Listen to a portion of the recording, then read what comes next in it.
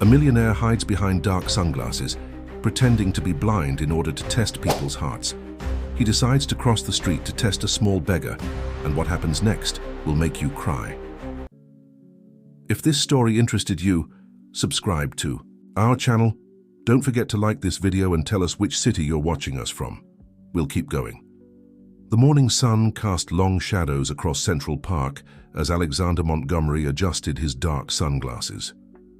His Italian suit, worth more than most people's monthly salary, felt almost like a costume as he sat on the wooden bench, listening intently to the world around him. The soft rustling of leaves, children's laughter from the nearby playground, and the steady rhythm of joggers' footsteps created a symphony he rarely took the time to appreciate. Few would recognize him without the power suits and commanding presence he usually carried in corporate boardrooms. As one of the city's wealthiest entrepreneurs, he had mastered the art of being invisible when he wanted to be. Today, however, his anonymity served a different purpose. The idea had come to him after a particularly frustrating board meeting, where his fellow executives had dismissed his concerns about their company's charitable initiatives. "People only help others when there's something in it for them," one board member had sneered. The comment had haunted Alexander for days, eventually leading him to this moment, pretending to be blind to test humanity's capacity for kindness. He had chosen this specific park bench strategically, near enough to the busy street to need assistance, but not so isolated that people would feel uncomfortable approaching. As he sat there, he couldn't help but think about the irony of his situation. A man who could buy practically anything, sitting alone on a park bench, hoping someone would prove his cynical board members wrong. A few feet away, unbeknownst to Alexander, a small figure watched him with curious eyes. Tommy, a scrawny 10-year-old with worn-out clothes and watchful eyes, had been observing the strange man for the past hour. Something about the way the man held himself caught Tommy's attention. There was a stillness to him that seemed almost practiced. Tommy had learned to read people during his months on the streets. It was a survival skill, really. The way someone walked, the tension in their shoulders, the rhythm of their movements, all these things told stories that words often concealed. And this man, despite his obvious wealth, had something different about him. The boy's stomach growled, reminding him of his original purpose for being in the park. He had been trying to gather enough courage to ask passers-by for spare change, hoping to buy something to eat. The last few weeks had been particularly tough, with fewer people willing to spare even $1. The local shelter had been full, and the summer heat made sleeping in his usual spots uncomfortable. Alexander stood up slowly, his movements deliberately uncertain. He took out a white cane, a prop he had purchased for this experiment, and began tapping it against the ground. The sound attracted Tommy's attention immediately, and he watched as the man made his way toward the busy intersection.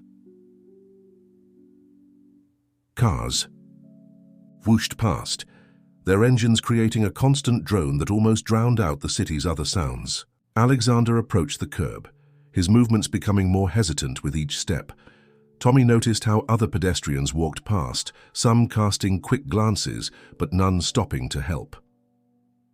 The traffic light changed, and the crossing signal began its rhythmic beeping. Alexander stood at the edge of the curb, his head tilted slightly as if listening for clues about when to cross. Tommy saw a group of teenagers walk past him, laughing and chatting among themselves, completely oblivious to the man's apparent struggle. Something stirred in Tommy's chest, a feeling he couldn't quite name. He had been on the receiving end of people's indifference too many times not to recognize it now. Without conscious thought, his feet began moving, carrying him toward E.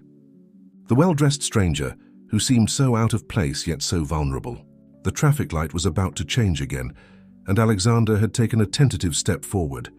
Tommy's heart jumped as he saw a taxi speeding toward the intersection, its yellow bulk glinting in the morning sun. In that moment, all his hesitation vanished. He didn't stop to think about whether the man might give him money or about the risks of approaching a stranger. He simply acted on the same instinct that had kept him alive on the streets, the knowledge that sometimes people needed help, even if they didn't ask for it. Tommy rushed forward, his worn sneakers slapping against the pavement. "Wait, mister," he called out, reaching for the man's arm. "The street's really busy. Let me help you cross." Alexander felt the small hand grip his sleeve and had to suppress his surprise at the youth in the voice. He had expected, if anyone helped at all, that it would be an adult. The boy's grip was firm but gentle, and Alexander could feel a slight tremor in the small fingers that held his. "That's very kind of you," Alexander said, allowing himself to be guided. He noticed how the boy positioned himself between him and the traffic, a subtle protective gesture that spoke volumes about the child's character. "Do you help people cross the street often?" "No, sir," Tommy replied, his eyes scanning the road carefully. "But I know how hard it can be when nobody wants to help." There was something in the way he said it, a weight to his words that seemed too heavy for someone so young. As they reached the other side of the street, Alexander could feel the boy starting to pull away. It was the natural end to their interaction, but something made him want to prolong the moment. "Would you mind telling me your name?" he asked, keeping his voice gentle and curious. Tommy hesitated, shifting his weight from one foot to the other. "Tommy," he finally said, though Alexander could tell it wasn't the whole truth. Years of business negotiations had taught him to recognize when someone was holding back information. "Well, Tommy, you've done me a great service today," Alexander said, reaching into his pocket. He pulled out his wallet, intentionally fumbling with it so that it would fall to the ground. The leather wallet hit the pavement with a soft thud. Tommy's eyes fixed on the wallet. Alexander could practically feel the internal struggle radiating from the boy. A moment passed, then another. Finally, Tommy bent down, picked up the wallet and held it out. "Your wallet fell, sir," he said quietly. Alexander's heart clenched. He had expected, or at least hoped, that the boy would return the wallet. But the simple honesty in those words struck him deeply. Here was a child who clearly hadn't eaten well in days, yet his moral compass remained true. "Thank you, Tommy," Alexander said, accepting the wallet. "You know, not many people would have done what you did today, either helping me cross or returning the wallet." Tommy shrugged, but Alexander could see a slight flush of pride on his thin cheeks. "It's not right to take things that aren't yours," the boy said. "Besides, you might need it." Alexander fought the urge to break character right then and there. Instead, he asked, "Would you like to get something to eat? I was heading to the cafe around the corner, and I would appreciate the company." The boy's stomach growled audibly, but still he hesitated. "I don't know," he said, taking a small step backward. "I should probably go." "Please," Alexander said, gesturing toward the cafe, "consider it my way of thanking you. It's not often I meet someone with such integrity." Tommy studied the man's face for a long moment, and Alexander felt as though he was being assessed by someone far older than the child before him. Finally, Tommy nodded. "Okay," he said, "but just for a little while." As they walked toward the cafe, Alexander noticed how Tommy maintained a careful distance while still staying close enough to guide him. The boy's street smarts were evident in every movement, every careful glance around them. Yet there was something else there too, a fundamental goodness that hadn't been crushed by whatever circumstances had led him to the streets. The cafe's bell chimed as they entered, and the smell of fresh bread and coffee enveloped them. Alexander could hear Tommy's sharp intake of breath at the array of food displayed behind the glass counter. It was time to begin the next phase of his plan, but he needed to move carefully. This boy's trust was as fragile as it was precious, and Alexander knew that one wrong move could shatter it completely.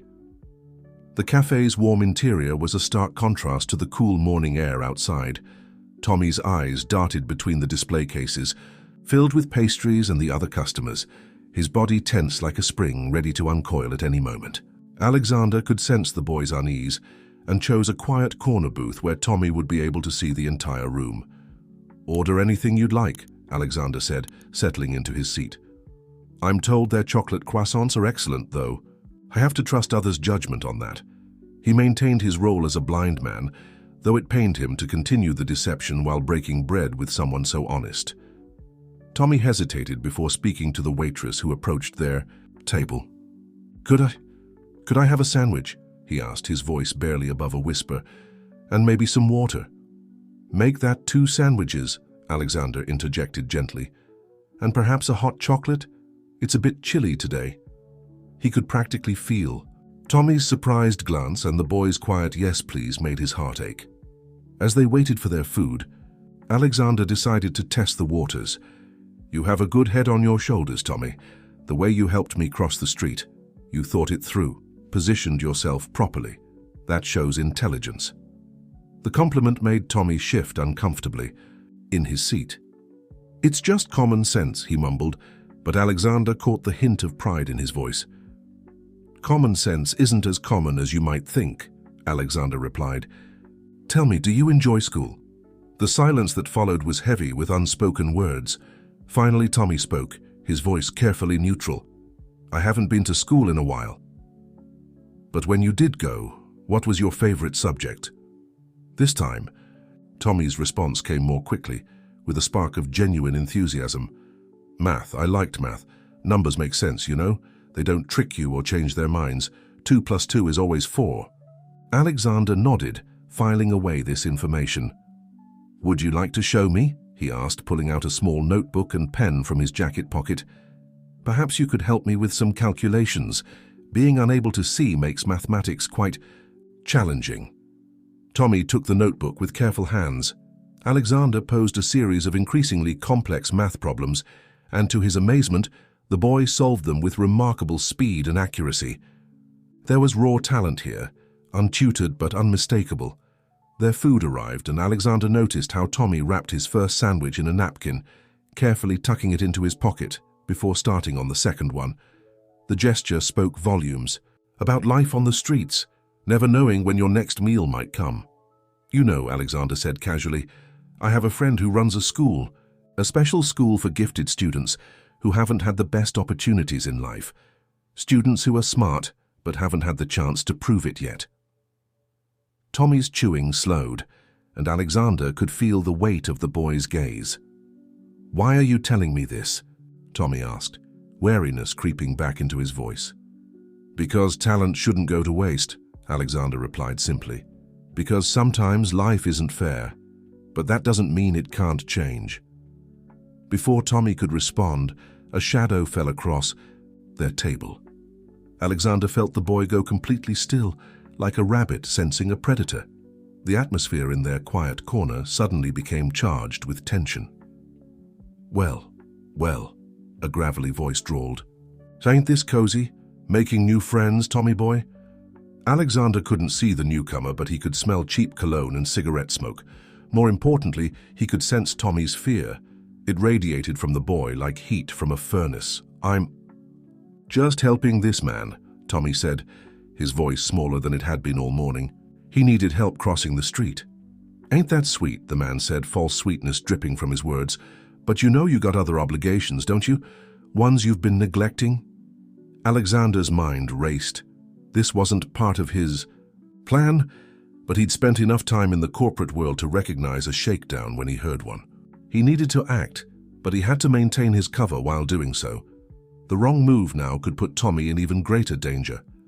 "Is there a problem here?" Alexander asked, injecting authority into his voice despite his supposedly vulnerable position. "My young friend and I were enjoying a private meal." The man chuckled, but there was no warmth in it. "No problem at all, mister. Just having a chat with my young associate here. Tommy knows exactly what I'm talking about, don't you, boy?" The sound of Tommy's breathing had become shallow and quick. Alexander could hear the legs of his chair scraping against the floor as the boy pushed back slightly, preparing to run. The cafe's comfortable atmosphere had evaporated, replaced by a tension thick enough to cut with a knife. Alexander could hear other customers shifting uncomfortably in their seats, but no one intervened. It was a familiar scene in the city, people choosing to look away from uncomfortable situations. "Perhaps," Alexander said, reaching for his wallet, "we could discuss this like gentlemen. I'm sure whatever the issue is, we can resolve it civilly." He pulled out several crisp bills, making sure they were visible to the unwelcome visitor. The man's cologne grew stronger as he leaned closer. "Mighty generous of you, mister, but this ain't about money. Tommy here has responsibilities, commitments, ain't that right?" Before either Alexander or Tommy could respond, the cafe's manager approached their table. "Is everything all right here?" she asked. her tone making it clear that she was prepared to call security if necessary. The unwelcome visitor straightened up, his demeanor shifting instantly to false pleasantness. "Just leaving," he said smoothly, but he leaned down one more time. His words meant only for Tommy's ears. "We'll finish this chat later. Kid, you know where to find me." Alexander heard the man's footsteps retreat, followed by the cafe's door chiming. The moment he was gone, Tommy jumped up from his chair. "I have to go," he said, panic evident in his voice. "I'm sorry. Thank you for the food, but I have to go." "Wait," Alexander called out, but he could already hear Tommy's quick footsteps running toward the door. The bell chimed again, and then there was silence. Alexander sat there for a moment, his mind racing. This situation had become more complicated than he'd anticipated, but it had also become clear that Tommy needed help more desperately than he'd realized. He reached up and removed his dark glasses, signaling to the hovering manager that he needed his bill. As he paid, he pulled out his phone and made a call. "James, I need you to do something for me. There's a boy who just left Carson's Cafe on 47th Street, 10 years old, wearing worn jeans and a faded blue t-shirt. I need you to find him, but don't approach him. Just keep him in sight and let me know where he goes." Alexander's driver was waiting outside with the car. As he settled into the back seat, his phone buzzed with a text from James. "Boy heading east on 47th, moving fast." "Follow him," Alexander instructed his driver, "but keep your distance." For the next hour, they tracked Tommy's movement through the city. The boy clearly knew the streets well, taking complicated routes through alleys and side streets, occasionally doubling back as if checking for followers. Finally, the updates from James led them to a rundown area near the old industrial district. "He's gone into an abandoned warehouse on Carlton Street," James texted. "There are others inside, mostly children, some adults watching the entrances." Alexander felt his jaw tighten. He'd seen enough. It was time to drop the charade and take real action. He pulled out his phone again, this time dialing a different number. "Detective Martinez, this is Alexander Montgomery. Remember that favor you owe me? I need some information about an operation involving children in the Carlton Street area, and I need it quickly." While he waited for the detective's callback, Alexander began formulating a plan. He'd built his fortune by seeing opportunities others missed, and by turning seemingly impossible situations to his advantage. Now he needed to apply those same skills to help a boy who had shown him genuine kindness without expecting anything in return. His phone rang 20 minutes later. The detective's information confirmed his worst fears. The man from the cafe was known to the police. Marcus "the Shark" Sullivan, a small-time criminal who specialized in using children for various schemes. The police had been building a case against him for months, but hadn't been able to gather enough evidence for an arrest. Alexander thanked the detective and ended the call. He sat in silence for a moment, weighing his options. What he was considering would be complicated and potentially dangerous. It would certainly be easier to simply alert the authorities and let them handle it, but he couldn't shake the memory of Tommy's quiet dignity as he'd returned the dropped wallet, or the boy's brilliant handling of complex math problems. "Take me back to the office," he instructed his driver, "and call Richard from legal. Tell him I need every piece of information he can find about property ownership on Carlton Street, especially the abandoned warehouses." As the car pulled away from the curb, Alexander began mentally preparing for what was to come. He had started this day wanting to test humanity's capacity for kindness. Instead, he'd found himself drawn into something much larger, a chance to not just observe goodness but to actively fight for it. Alexander's office occupied the entire top floor of the Montgomery Tower, offering a panoramic view of the city he'd helped shape over the years. But today he barely noticed the spectacular sunset, painting the sky in shades of orange and purple. His attention was focused entirely on the documents spread across his desk. "The warehouse is owned by a shell company," Richard, his head of legal affairs, explained. "Carlton Street Holdings, LLC. On paper, it looks legitimate, but when we dug deeper..." He slid another document across the desk. Alexander's eyes narrowed as he scanned the page. "Interesting," The company traces back to Vincent Drake. He leaned back in his chair, memories flooding his mind. Vincent Drake had been his rival for years, always operating just within the bounds of legality, but never quite crossing the line. "There's more," Richard continued, pulling out another file. "Drake's been buying up properties in that area through various shell companies. The timing coincides with the increase in reported activity involving homeless youth in the district." Alexander stood and walked to the window, his reflection ghostly against the darkening sky. He's providing cover for Sullivan's operation without getting his hands dirty directly. It wasn't surprising. Drake had always preferred to work through intermediaries. His intercom buzzed. "Mr. Montgomery, Detective Martinez is here to see you." "Send her in," Alexander replied, turning from the window as the detective entered. Sarah Martinez hadn't changed much since they'd last met. Same no-nonsense attitude, same sharp intelligence in her dark eyes. "Your information was good," she said without preamble. "Sullivan's using those kids for a sophisticated panhandling scheme. They work different areas of the city, making it hard for us to track the pattern, but we can't move without solid evidence." Alexander gestured for her to sit. "What if I told you I could help you get that evidence?" He outlined what he'd learned about Drake's property holdings. Martinez listened intently, taking notes. "This helps, but we need more. We need to catch Sullivan in the act, preferably with documentation of the money changing hands." "What about the children?" Alexander asked, thinking of Tommy.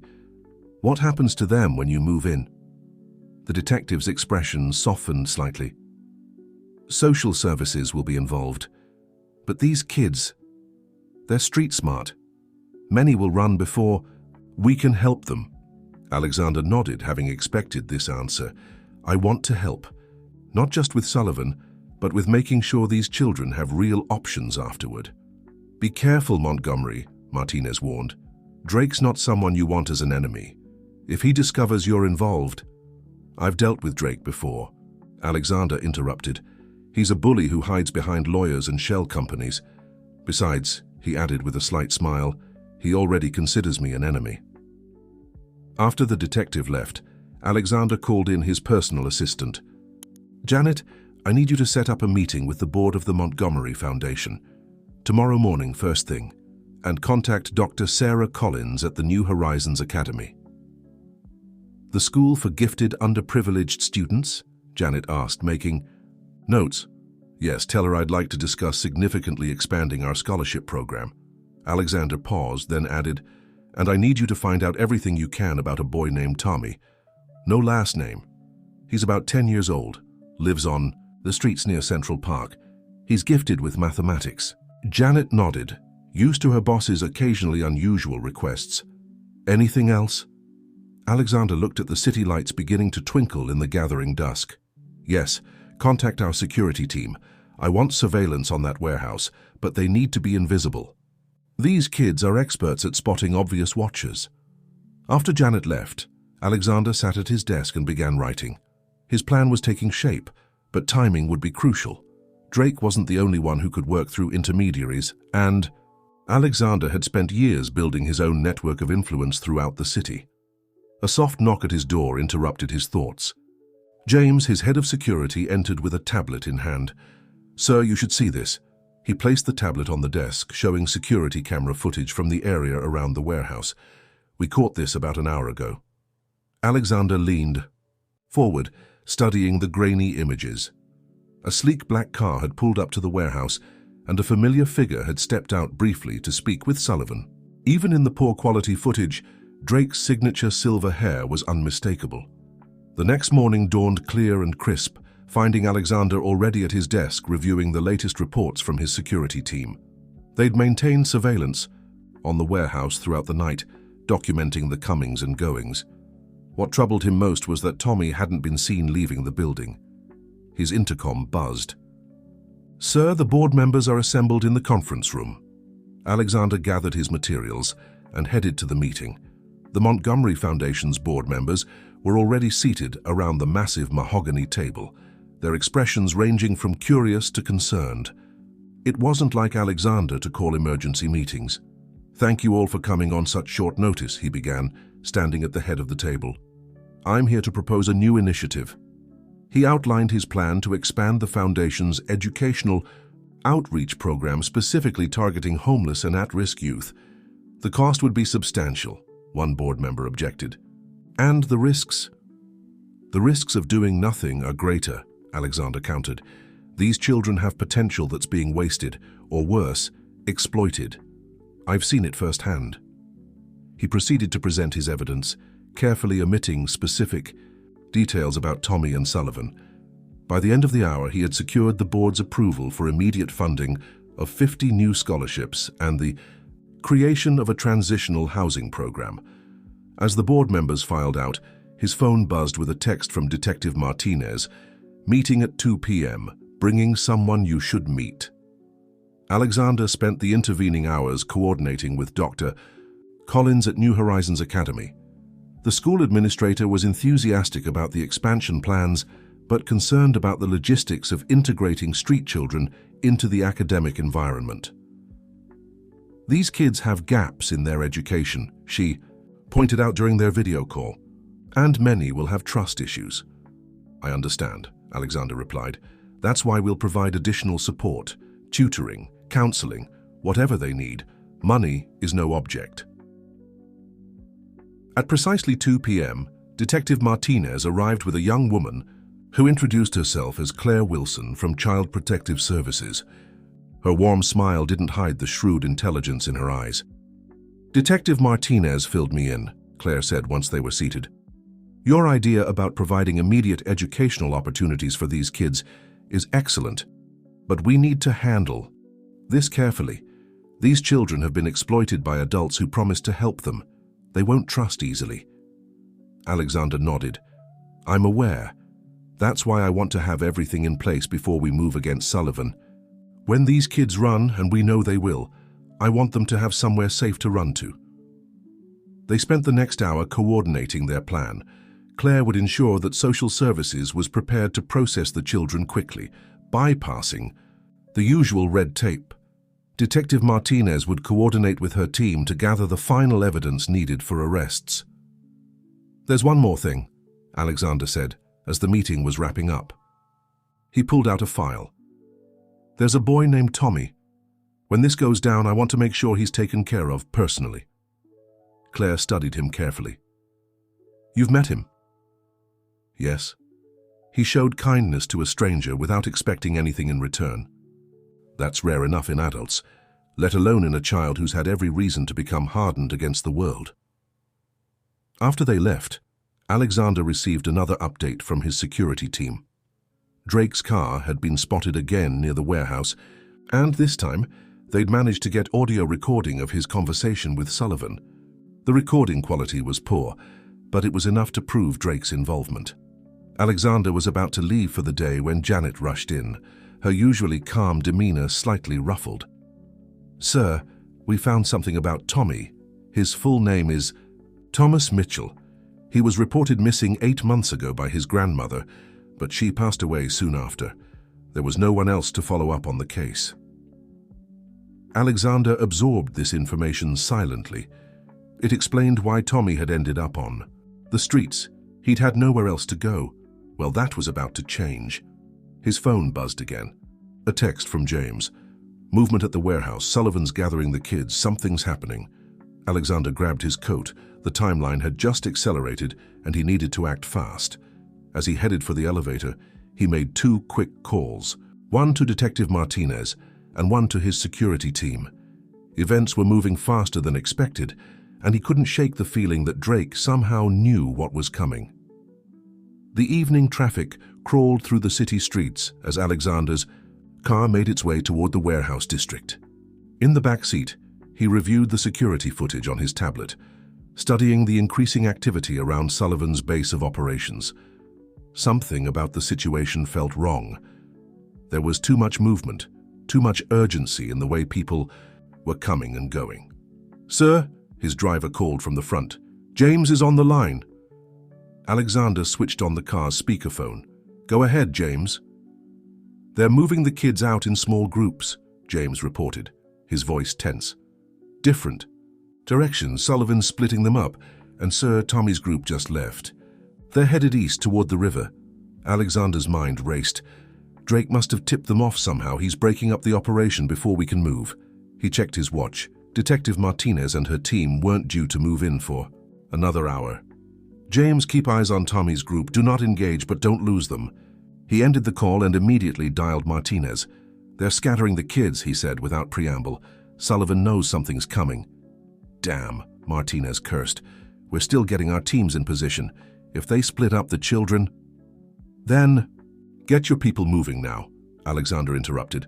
I'm heading there myself. We can't let them disappear these kids again. Montgomery, stay out of this, Martinez warned. Let us handle it. But Alexander had already ended the call. Take the next left, he instructed his driver. We need to get ahead of Tommy's. Tarup. As they turned onto a narrow street lined with abandoned storefronts, Alexander's phone buzzed with a text from Janet. Dr. Collins confirmed. New Horizons is ready to take emergency placements tonight if needed. Claire Wilson has our team standing by. At least that part of the plan was in place. Alexander had learned long ago that success in business often came down to preparation, having contingencies for every possible outcome. But this wasn't a business deal. These were children's lives at stake. Another call came in, this time from his legal team. Mr. Montgomery, we found something interesting in Drake's property holdings. The warehouse isn't the only building he owns in that area. There's a whole network of properties, all connected through different shell companies, and sir, they all seem to be gathering points for Sullivan's operation. Send me the addresses, Alexander ordered, and forward them to Detective Martinez. Saitu. Car turned another corner, and Alexander caught a glimpse of a small group of children hurrying down the sidewalk. Their heads were down, shoulders hunched against the evening chill. His heart leaped when he recognized Tommy among them. Pull over here, he instructed his driver, but keep the engine running. Alexander stepped out of the car, adjusting his suit jacket. The group of children hadn't noticed him yet, too focused on their destination. He could see an adult figure walking several paces behind them, one of Sullivan's people, no doubt, making sure they reached whatever new location had been arranged. As he watched, Tommy glanced over his shoulder, his young face tight with worry. Their eyes met across the darkening street, and Alexander saw recognition flash across the boy's features, followed quickly by confusion. After all, the last time they'd met, Alexander had been playing the role of a blind man. The handler behind the children noticed Tommy's hesitation. "Keep moving," the man growled, reaching out to grab Tommy's shoulder. Alexander had to fight. Every instinct that told him to intervene immediately, but he knew that making a scene now would only put the children in more danger. Instead, he pulled out his phone and typed a quick message to James. "Have your team ready. When Martinez moves, we need to make sure none of Sullivan's people slip away." A police siren wailed in the distance, and the handler's head snapped. Up. He began hurrying the children along faster, nearly pushing them now. Alexander could see the fear on their faces. Not of the police, but of what Sullivan might do if they were caught. Tommy looked back one more time, and this time, Alexander gave him a slight nod. He needed the boy to know that help was coming, that he wasn't alone anymore. But would Tommy understand? Would he trust the man who had first appeared to him as someone needing help, only to turn out to be something else entirely? The group disappeared around a corner, and Alexander quickly returned to his car. "Follow them," he instructed his driver, "but keep your distance, and get me Martinez on the phone again. Tell her we've got eyes on one group heading toward the river. Whatever she's planning, it needs to happen now." The Riverside Warehouse District was a maze of shadows and abandoned buildings, perfect for those who wanted to disappear. Alexander's car crept along the darkened streets while he coordinated with Detective Martinez's team through his earpiece. Police units were moving into position, but they had to be careful. Spook Sullivan's people too soon, and the children would scatter into the labyrinth of alleys and abandoned buildings. "Target building confirmed," James's voice crackled through the earpiece. Tommy's group just entered the old Mason storage facility on River Street. 2 guards posted outside, another visible through the second-floor window. Alexander studied the building's blueprint on his tablet, another piece of information his team had quickly gathered. The Mason storage facility had multiple exits, including several that weren't immediately visible from the street. If they weren't careful, Sullivan's people could slip away with the children before the police could move in. "All units in position," Martinez announced over the secure channel. "Moving in 30 seconds. Alexander watched the seconds tick. Down on his watch, suddenly his phone buzzed with an incoming call. The number was blocked, but he had a feeling he knew who it was. "Montgomery," a familiar voice drawled when he answered. "I should have known you'd stick your nose where it doesn't belong." "Drake," Alexander replied coolly. "I'm surprised you're calling personally. Usually you prefer to hide behind your lawyers." "Let me make this simple," Drake said. "Walk away. Whatever you think you're doing, it's not worth the trouble it's going to cause you. I have friends in high places, as you well to know." "So do I," Alexander countered. "The difference is mine aren't afraid of the light." He ended the call just as Martinez gave the signal to move. Police cars suddenly appeared from every direction, their lights painting the warehouse walls in red and blue. The guards outside the building started to run, only to find their paths blocked by officers emerging from the shadows. Alexander stepped out of his car, against his security team's protests. He needed to be visible, needed Tommy to see him. The sound of running feet echoed from inside the building as children began pouring out of various exits, trying to escape what they thought was a raid. "Tommy!" Alexander called out, spotting the boy among a group rushing toward a side alley. "Tommy, wait!" The boy hesitated, turning toward Alexander's voice. In that moment of pause, Sullivan appeared behind the children, grabbing Tommy's arm roughly. "Don't listen to him, kid. He's the one who set this up. He's the reason we had to run." Alexander took a step forward, his hands raised to show he meant no harm. "Tommy, remember the cafe? Remember how you helped someone you thought needed assistance, expecting nothing in return? Let me help you now." Sullivan's grip on Tommy tightened. "He's lying to you, boy. He's been lying since the beginning. Tell him what happens to liars in our world." Tommy's eyes darted between Alexander and Sullivan, fear and confusion warring on his young face. The police were closing in from both ends of the alley, but Alexander knew that if Tommy ran now, they might never find him again. "You're right, Tommy," Alexander said softly. "I did lie about being blind, but everything else, the school, the chance for a better life, that was all true. You're good with numbers, remember? Calculate the odds. Look at where trusting Sullivan has led you, and think about where it might lead." For a moment, no one moved. The only sound was the wail of distant sirens and the shuffle of feet as other children were being gathered by police officers and social workers. Tommy's gaze locked with Alexander's, and in those young eyes Alexander could see the wheels turning, could almost hear the mental calculations being made. Then, with a sudden twist that caught Sullivan by surprise, Tommy broke, free of the man's grip. But instead of running away, he ran toward Alexander, who immediately stepped forward to meet him. Sullivan moved to follow, only to find his path blocked by Detective Martinez and two other officers. "It's over, Sullivan," Martinez said, producing her handcuffs. "We have everything.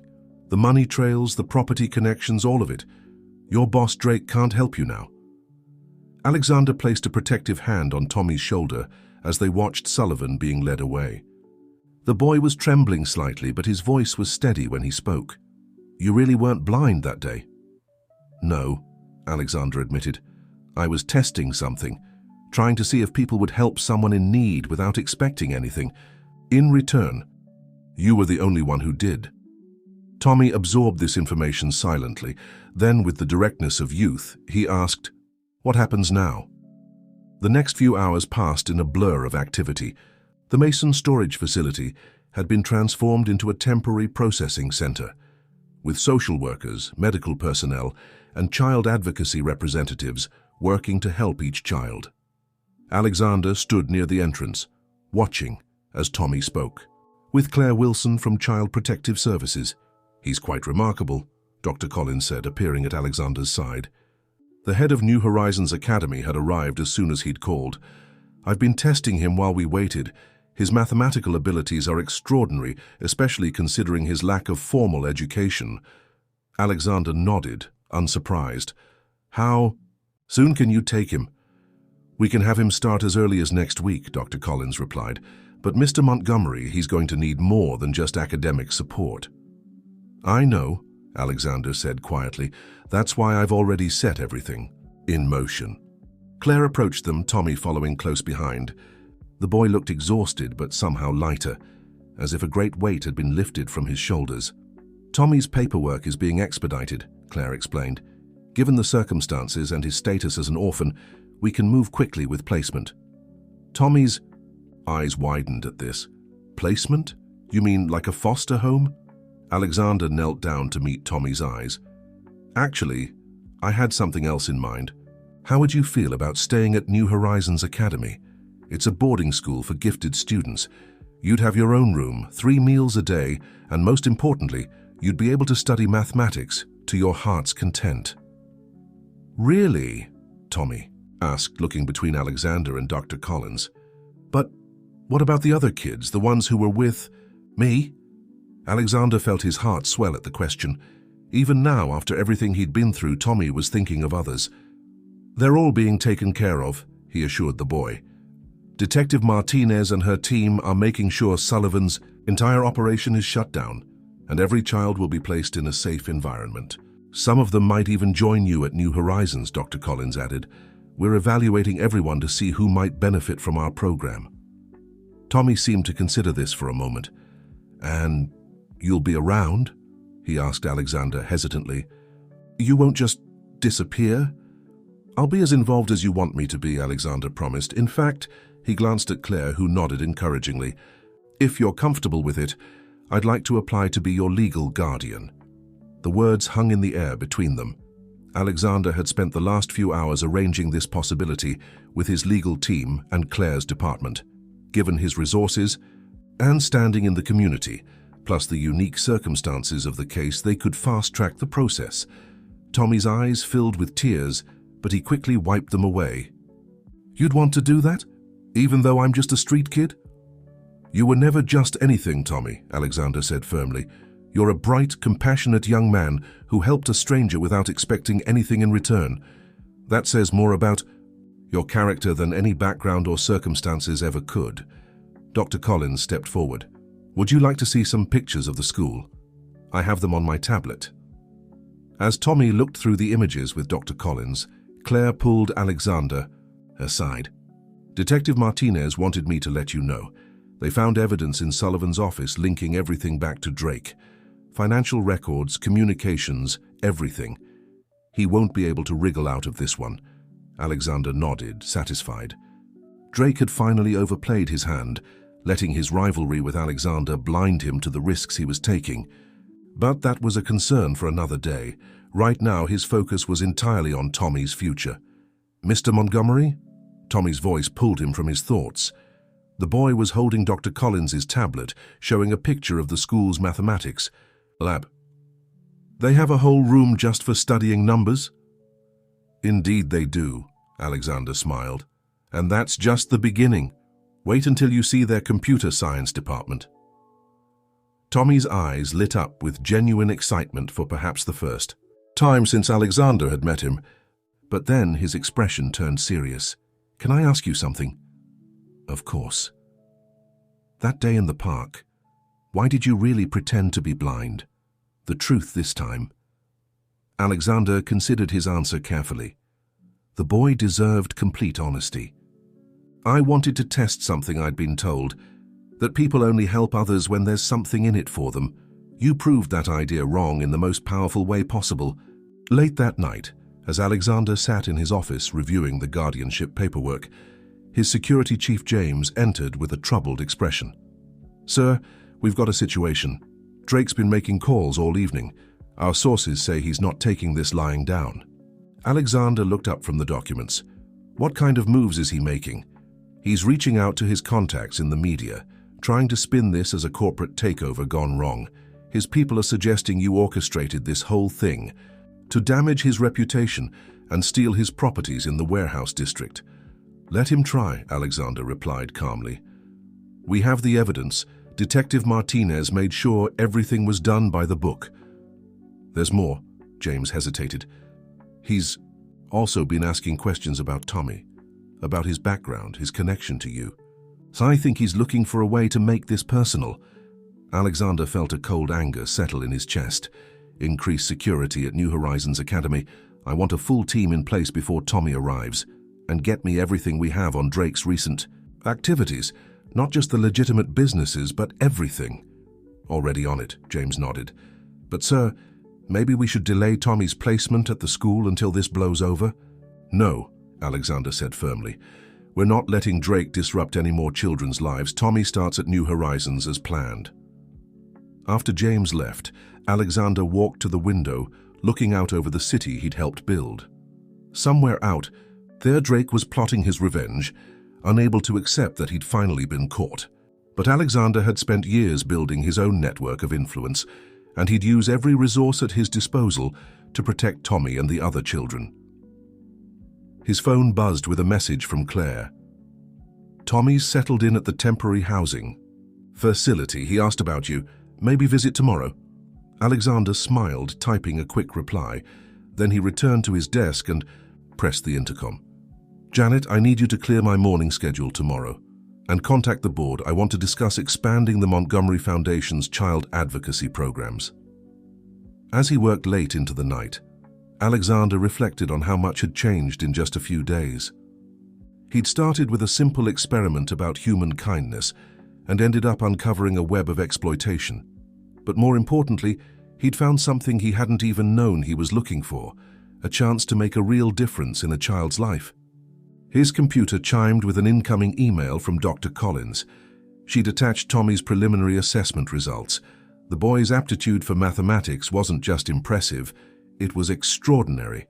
With proper guidance and education, there was no telling what he might achieve. Another message popped up, this one from Detective Martinez. Drake's lawyer trying to post bail for Sullivan. Judge denied it. Thought you'd want to know. Alexander made a mental note to thank the detective in person. Her quick action and thorough investigation had been crucial in bringing down Sullivan's operation, but he knew this wasn't over.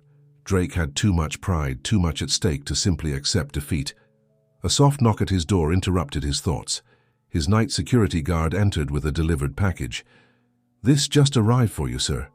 It's been checked and cleared. Alexander opened the small package to find a single chess piece, a black knight. Attached was a note in Drake's unmistakable handwriting. The game isn't over, Alexander. It's just beginning. He placed the chess piece on his desk, unfazed by Drake's theatrical gesture. In their long rivalry, Drake had always favored dramatic moves over practical ones. It was why he'd ultimately failed.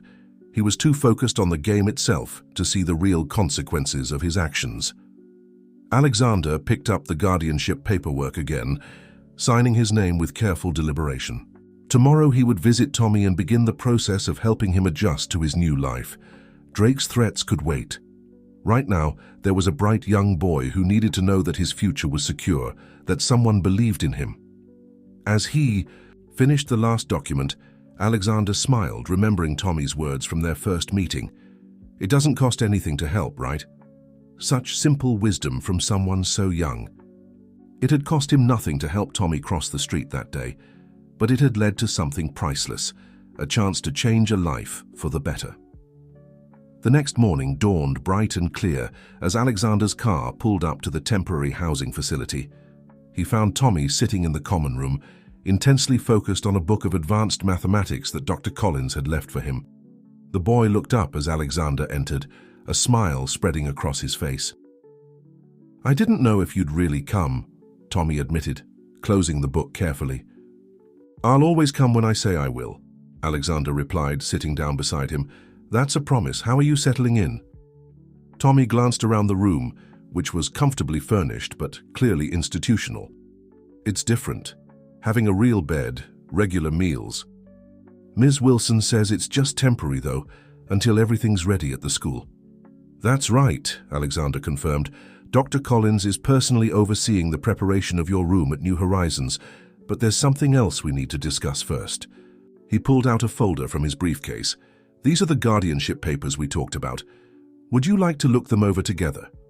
Tommy's hands trembled slightly as he took the papers, his eyes scanning the legal terminology with surprising comprehension. This means you'd be like my dad? More like a guardian, Alexander explained gently. Someone who's legally responsible for your well-being, who makes sure you have everything you need to thrive. But most importantly, someone who's in your corner, no matter what. A shadow crossed Tommy's face. What about Sullivan? And that man you were talking to on the phone, Drake? I heard the guards talking about him last night. Alexander considered his response carefully. The boy had survived on the streets long enough to know when adults were hiding things. Sullivan is in custody, and he'll face consequences for what he did. As for Drake, he's angry that we exposed his connection to Sullivan's operation, but you don't need to worry about him. But he's powerful, isn't he? Like you. He has money and influence, Alexander acknowledged. But true power isn't about those things, Tommy. It's about how you use what you have to help others. That's something you taught me, actually. Tommy looked surprised. Me? How? By showing kindness to a stranger when you had nothing to gain from it. That's real power. The ability to do good even when circumstances make it difficult. A comfortable silence fell between them as Tommy processed this. Then he pointed to a line in the guardianship papers. This part, it says you'll be responsible for my education. That means New Horizons. Yes, but not just that. It means supporting whatever learning path you choose. Dr. Collins told me about your assessment results. You have an extraordinary gift for mathematics. We'll make sure you have every opportunity to develop that talent. Tommy's expression turned serious. And the other kids? The ones from Sullivan's? Will they get opportunities too? Alexander smiled, touched once again by the boy's concern for others. Yes, the Montgomery Foundation is working with Child Protective Services to ensure every child gets the support they need. Some might join you at New Horizons, others might go to different schools or programs, but none of them will be forgotten. Suddenly, Tommy's stomach growled loudly, making them both laugh. Sounds like it's time for lunch, Alexander said, standing. How about we continue this discussion over some food? I know a place that makes excellent chocolate milkshakes. As they walked to the car, Alexander noticed Tommy looking around nervously as if expecting trouble. James and another security team member followed at a discreet distance, their presence both reassuring and a reminder that threats still existed. Something on your mind? Alexander asked as they settled into the back seat. Tommy was quiet for a moment, then asked, What if I'm not good enough for New Horizons, I mean? I haven't been to real school in a long time. Tommy, Alexander said seriously, success isn't about being good enough from the start. It's about being willing to try, to learn, to grow. You've already shown more courage and character than many adults I know. The rest will come with time and support. The boy nodded, but Alexander could see he was still processing everything. It was a lot of change to absorb, especially for someone who'd learned to be wary of good fortune. As they drove through the city streets, Alexander pointed out buildings his company had developed, sharing stories about each project's challenges and successes. See that tower? He said, indicating a sleek skyscraper. Everyone said it couldn't be built. The engineering was too complex, the costs too high, but we found a way. Sometimes the biggest obstacles look impossible until you break them down into smaller pieces and tackle them one at a time. Tommy listened intently, and Alexander could almost see the wheels turning in his mathematical mind, applying the principle to his own situation. This, Alexander realized, was how they would move forward, one step at a time, building trust and confidence just as carefully as he'd built his towers. The diner Alexander chose was a modest establishment tucked away from the city's busier streets. As they settled into a corner booth, Tommy's eyes widened at the extensive menu. Though Alexander noticed, he automatically looked at the prices first, a habit born from life on the streets. Order whatever you'd like, Alexander encouraged. The butterscotch pancakes here are exceptional, even at lunchtime. While they waited for their food, Alexander's phone buzzed with a message from Detective Martinez. Drake's making moves. Called in favors with judge friends, trying to get Sullivan's case fast-tracked their way. Alexander kept his expression neutral as he replied to the message, not wanting to worry Tommy. But the boy's street-honed instincts picked up on his tension. "Is something wrong?" Tommy asked, stirring his chocolate milkshake with careful precision. "Nothing you need to worry about," Alexander assured him. "Just some business matters that need attention." He paused, then added, "Tommy, I want you to know that whatever happens, whatever you hear or whatever anyone tells you, your place at New Horizons is secure. The guardianship, your education, your future, these aren't conditional on anything." Tommy absorbed this, taking a thoughtful sip of his milkshake. "Because of Drake? I heard more than the guards thought I did. He's trying to cause trouble, isn't he?" Alexander was continuously impressed by the boy's perceptiveness. "Yes, he is. But that's my concern, not yours. Your job is to focus on your education and adjusting to your new life." Their food arrived, a stack of butterscotch pancakes for Tommy and a club sandwich for Alexander. As they ate, Tommy's initial hesitation gradually gave way to genuine enjoyment, though Alexander noticed he still wrapped half his pancakes in a napkin, tucking them away for later. "You don't have to save food anymore," Alexander said gently. "There will always be enough." Tommy blushed slightly but didn't remove the wrapped pancakes. "Old habits," he murmured. Then, after a moment, "Some of the other kids, they don't have enough yet. The ones still out. There." Alexander leaned forward. "Tell me about them." And Tommy did. He spoke about other children he'd known on the streets, their hiding places, their struggles, their small acts of kindness toward each other.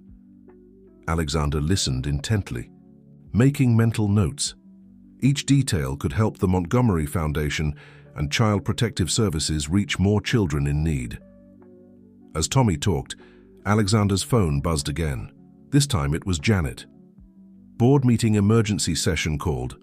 Drake's representatives claiming conflict of interest in Sullivan case due to your involvement. Press getting interested." Alexander sent a quick reply, then refocused on Tommy, who had fallen silent. The boy was watching him with those two wise eyes. "You have to go, don't you?" Tommy asked, and Alexander could hear the slight tremor of uncertainty in his voice. "Soon," Alexander admitted, "but not quite yet. And first, I thought we might stop by New Horizons. Dr. Collins mentioned you were interested in seeing the mathematics lab in person." Tommy's face lit up, but he quickly tried to hide his excitement. "Only if you're not too busy." "I'm never too busy for this," Alexander said firmly. "Success in business is important, but some things matter more. That's another lesson you helped teach me." As they finished their meal, Alexander noticed a man at the counter watching them too intently. James, ever vigilant, had also spotted him and moved to intercept as the man started to approach their table. Alexander recognized him as one of Drake's usual investigators. "Time to go," Alexander said smoothly, leaving more than enough cash to cover their meal and a generous tip. He guided Tommy toward the back exit where his driver was already waiting. In the car, Tommy asked quietly, "There will be more people like that, won't there? Watching us?" "Probably," Alexander answered honestly. "But that's why we have James and his team. Their job is to make sure we can focus on what's important, like getting you settled at New Horizons and planning for your future." Tommy nodded, his expression thoughtful. "At the warehouse, Sullivan used to say that everyone has an angle, that nobody helps without wanting something back. But you're different. Why?" Alexander considered the question carefully. "Maybe because someone once helped me when I needed it most. My first business teacher, he saw potential in me that others missed. He invested time and faith in me when he had nothing to gain. I never forgot that lesson." The car turned onto the tree-lined drive leading to New Horizons Academy, and Alexander watched as Tommy pressed his face to the window, taking in the sprawling campus with its mixture of historic and modern buildings. The boy's expression was a combination of awe and apprehension, the face of someone seeing their future opening up before them, both thrilling and terrifying in its possibilities. New Horizons Academy stood as a testament to educational excellence, its brick buildings, and modern facilities spread across meticulously maintained grounds. As Alexander and Tommy walked up the main path, students in neat uniforms passed by, some casting curious glances at the newcomers. Dr. Collins met them at the entrance to the Mathematics and Science building, her warm smile putting Tommy visibly at ease. "Ready for the grand tour?" she asked, leading them inside. The mathematics lab took up most of the building's third floor. Floor-to-ceiling windows flooded the space with natural light, illuminating walls covered in complex equations and mathematical theorems. Advanced computing stations lined one wall, while comfortable study areas and collaborative spaces filled the center of the room. Tommy stood in the doorway, momentarily frozen. His eyes darted from the equations to the computers to the small library of mathematical texts in the corner. Alexander could almost see the boy's mind processing it all, calculating the possibilities. "This is all for studying math?" Tommy asked, his voice barely above a whisper. "This is just the beginning," Dr. Collins replied.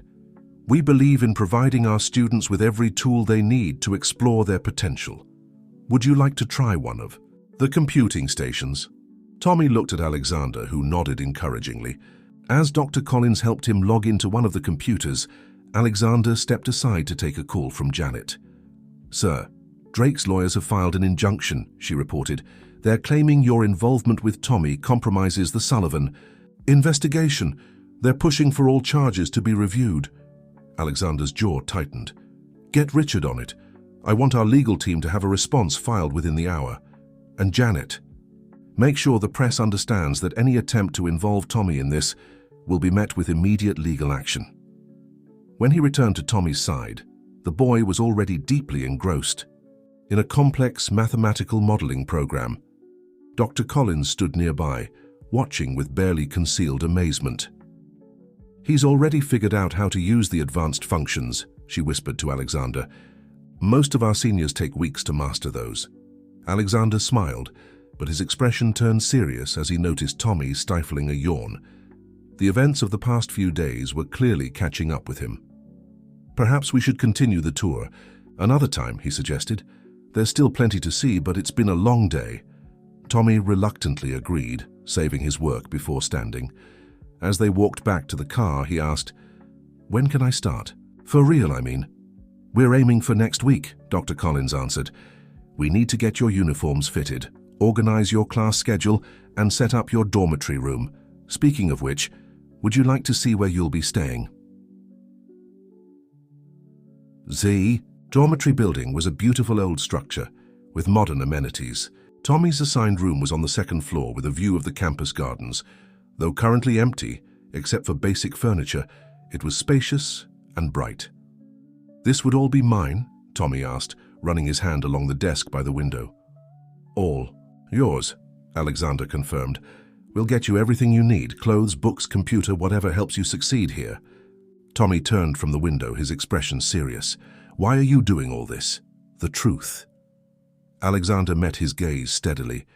"Because talent and kindness deserve to be nurtured, not exploited. Because every child deserves a chance to reach their full potential. And because you reminded me of something I'd started to forget, that true success isn't measured by what you have, but by what you give back." As they drove back to the temporary housing facility, Tommy was quieter than usual, processing everything he'd seen. Alexander used the time to check messages from his legal team. Drake's attempts to undermine the Sullivan case were being met with strong resistance from the district attorney's office, but the battle was far from over. "Mr. Montgomery," Tommy's voice pulled him from his thoughts. What if I'm not ready? What if I can't catch up with the other students?" "Then we'll get you whatever help you need," Alexander replied without hesitation. "Tutors, additional classes, extra time, whatever it takes. This isn't a test you can fail, Tommy. It's an opportunity to learn and grow at your own pace." They pulled up to the housing facility just as the sun was setting.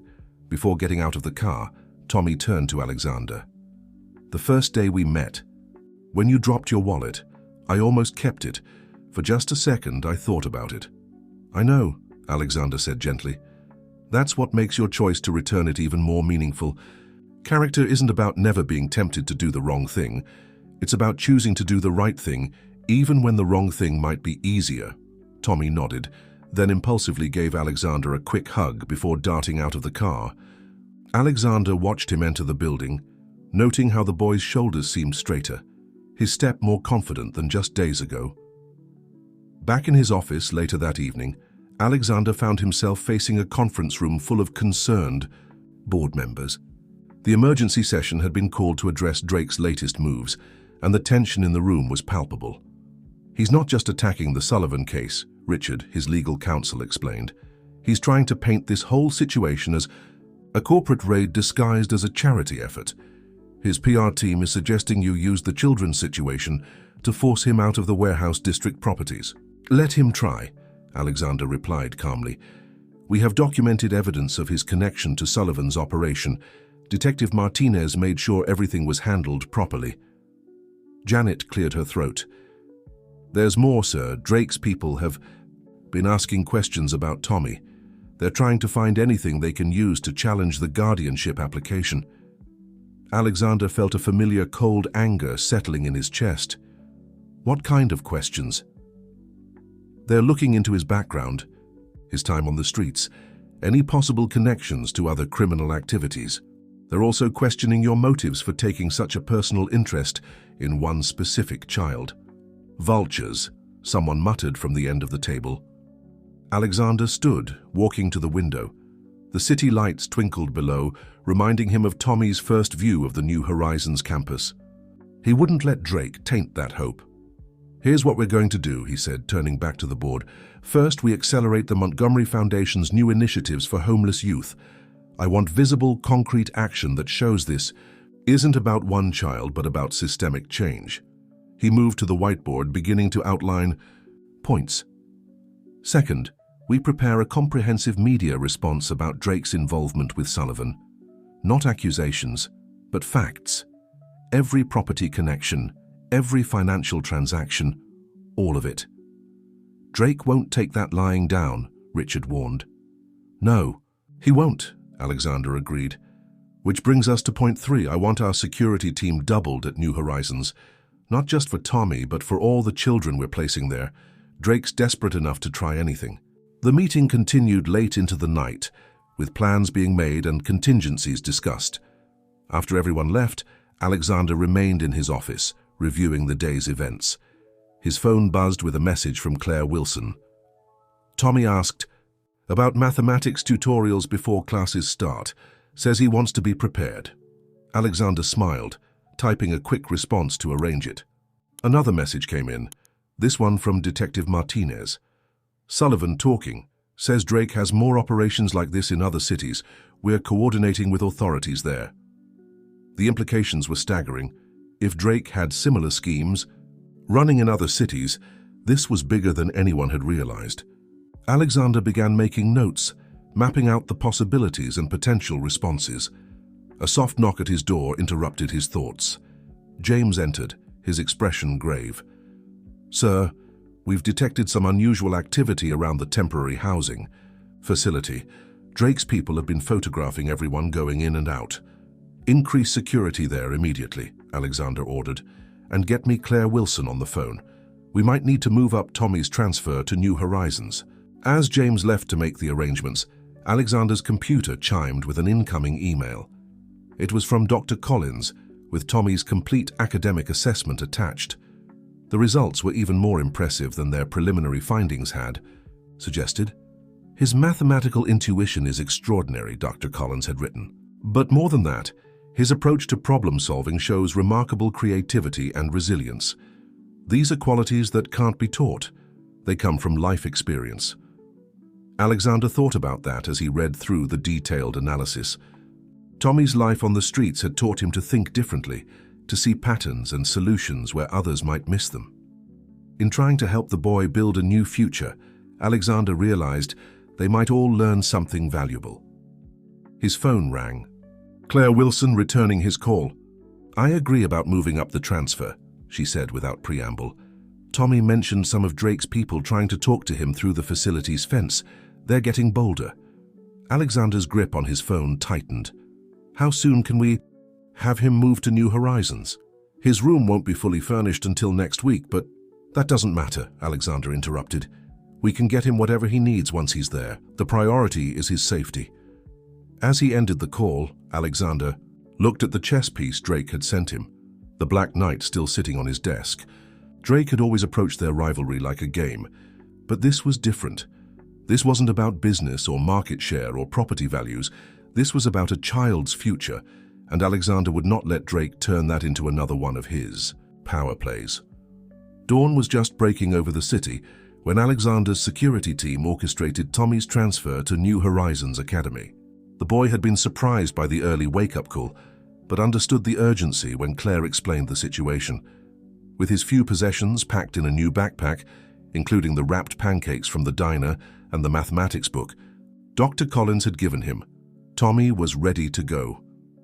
Remember, Alexander told him as they drove through the quiet morning streets, this is just a precaution.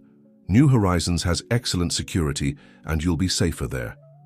Tommy nodded, his expression serious. Because of Drake? I heard the guards talking about people watching the facility. Alexander was continuously impressed by how little escaped the boy's notice. Yes, because of Drake. He's trying to cause trouble, but he won't succeed.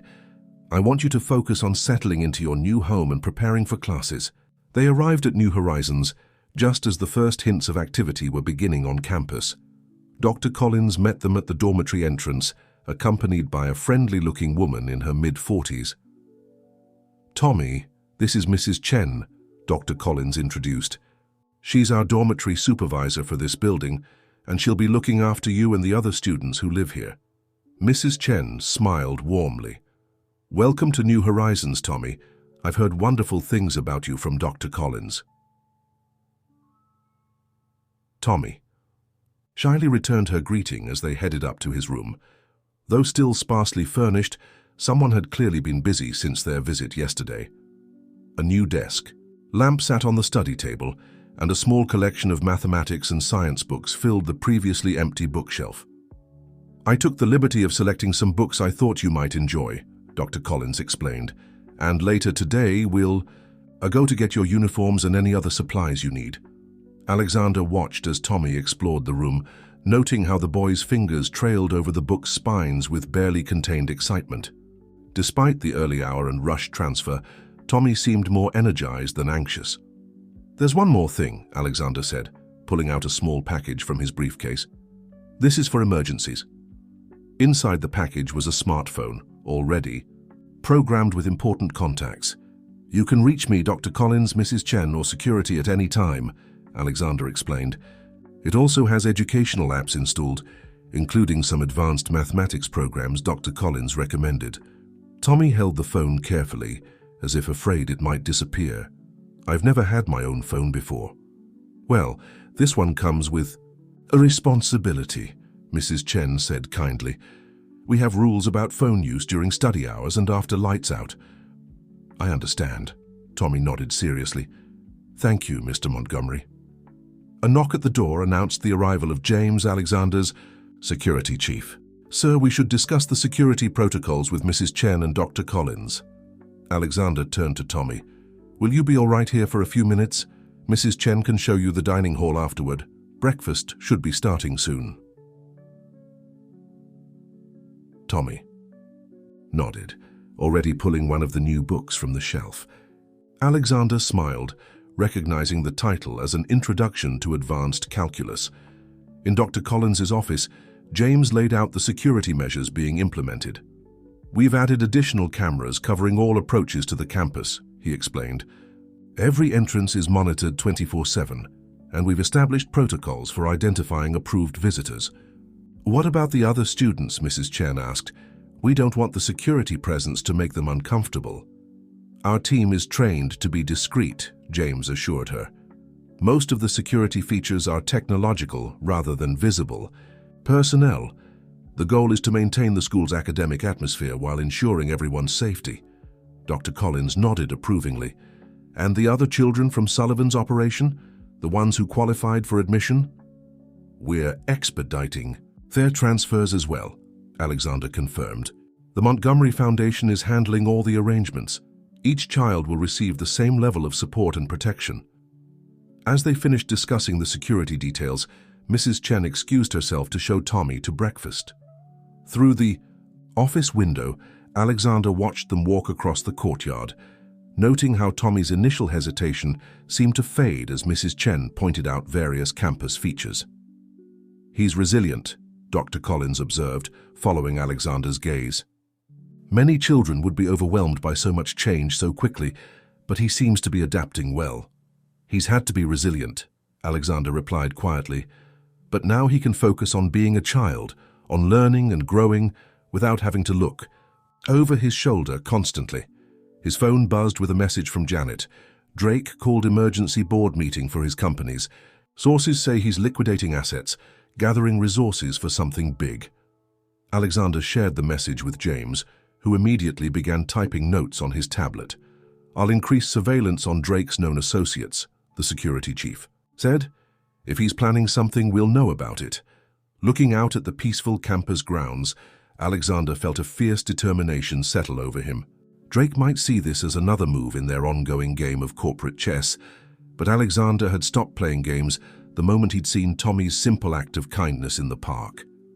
The next few days passed in a whirlwind of activity as Tommy began adjusting to life at New Horizons. Every morning, Alexander received updates from Mrs. Chen about the boy's progress. Tommy was up early each day, usually found in the mathematics lab before breakfast, working through the advanced textbooks Dr. Collins had provided.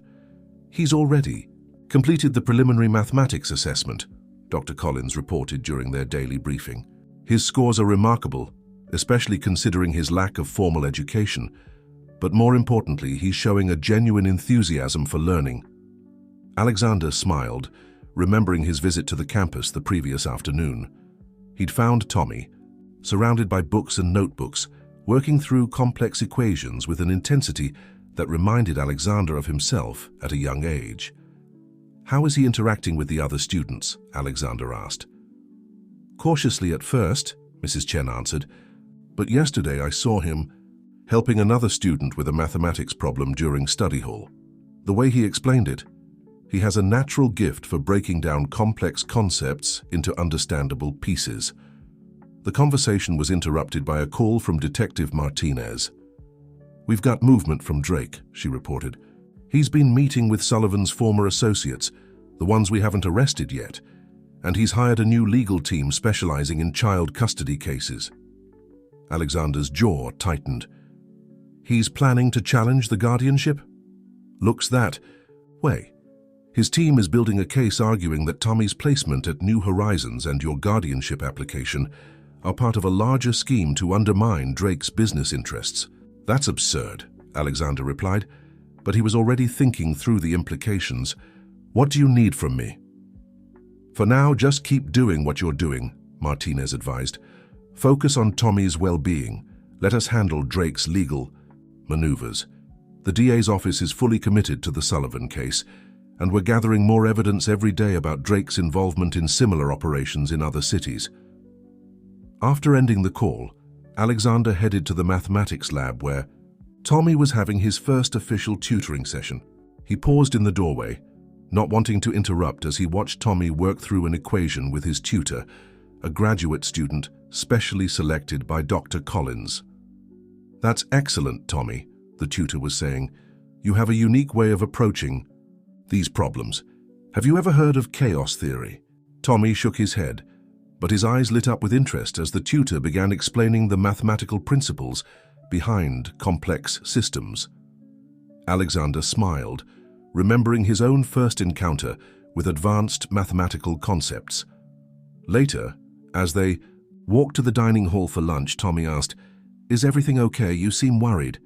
Alexander considered how much to share.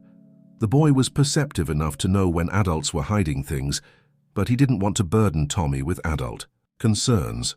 "There are some challenges we're dealing with," he admitted carefully, "but nothing for you to worry about. Your job is to focus on your studies and settling in here." Tommy was quiet for a moment, then said, "On the streets, not knowing was always the most dangerous thing. Sullivan, he used to keep us scared by not telling us what was really happening.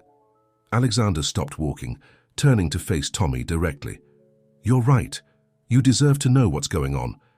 He explained Drake's latest moves in terms Tommy could understand, emphasizing that while the situation was serious, they had many people working to protect him and the other children.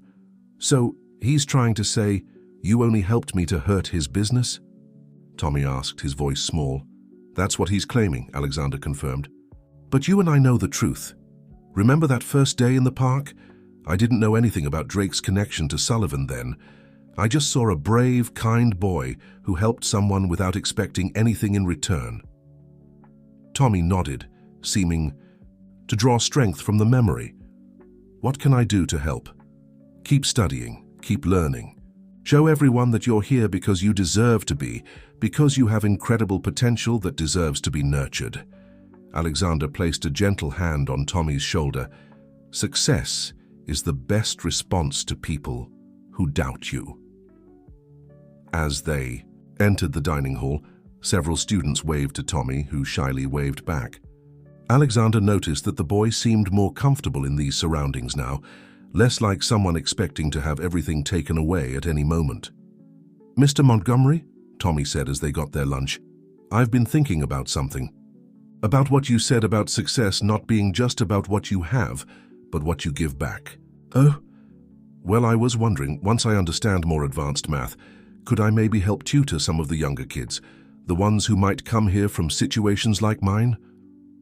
Alexander felt his heart swell with pride, even amid his own challenges. Tommy was thinking about how to help others. I think that's an excellent idea.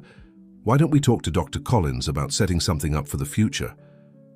Tommy's face lit up with a genuine smile, and Alexander was struck by how different the boy looked from that first day in the park.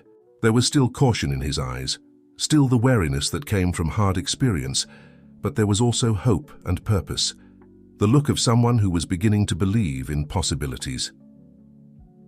2 weeks into Tommy's stay at New Horizons, the peaceful routine they'd established was shattered by an unexpected development. Alexander was in a board meeting when Janet rushed in, her usually composed demeanor visibly shaken. Sir, you need to see this, she said, placing a tablet in front of him. On the screen was a breaking news article.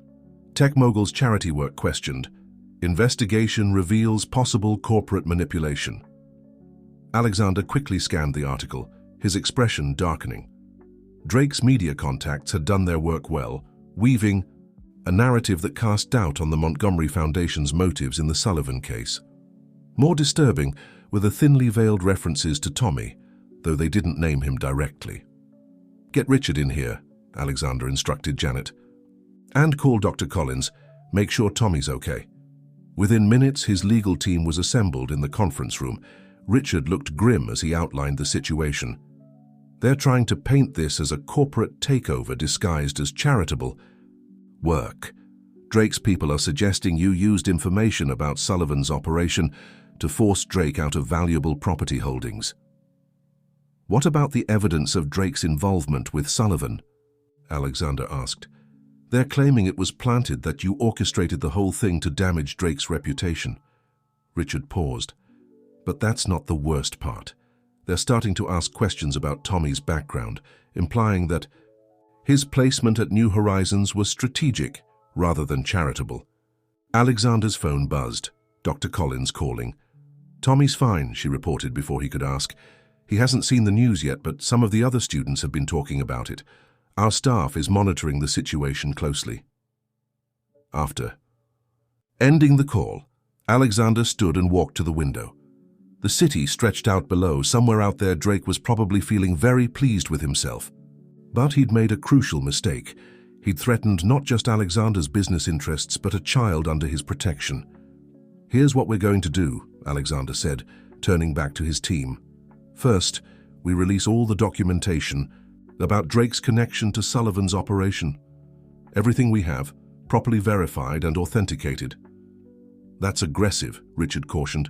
Drake will retaliate. Let him. Second, I want a complete media package about the Montgomery Foundation's work with at-risk youth. not just recent initiatives, but everything we've done over the past decade.